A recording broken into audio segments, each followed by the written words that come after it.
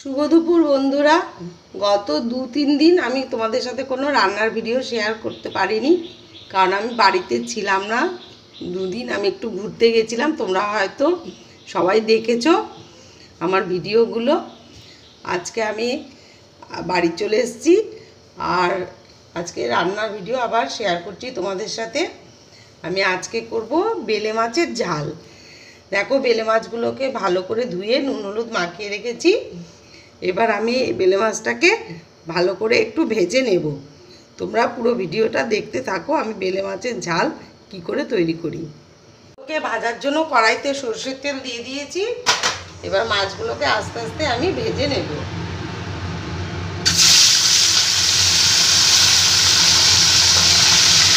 একটু লাল করে ভেজে নেব বেলে মাছগুলোকে।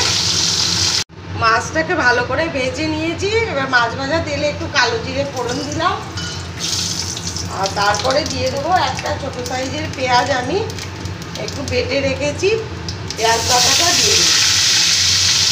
পেঁয়াজটাকে একটু হালকা বাদামি করে ভেজে নেব। পেঁয়াজটাকে একটু ভেজে নিয়েছি।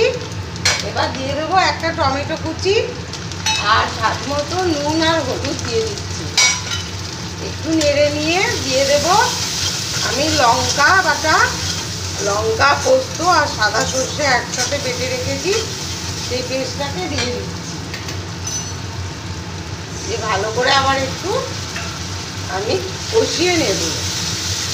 মশলাটাকে ভালো করে কষিয়ে নিয়েছি।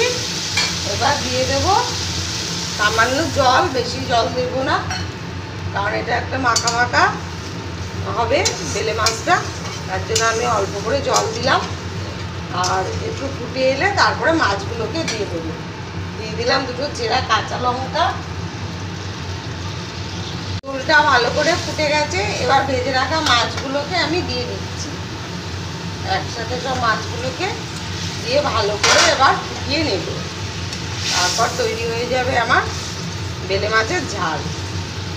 হয়ে গেল আমার বেলে মাছের ঝাল। রেসিপিটা কেমন লাগলো একবার জানাবে, আর রেসিপিটা ভালো লেগে থাকলে লাইক কমেন্ট ও শেয়ার করে দিও, আর সাবস্ক্রাইব করে দিও ইউটিউব চ্যানেলটিকে। এইভাবে তোমরা একবার বেলে মাছের ঝাল করে দেখো, খুবই ভালো লাগবে গরম ভাতের সাথে খেতে।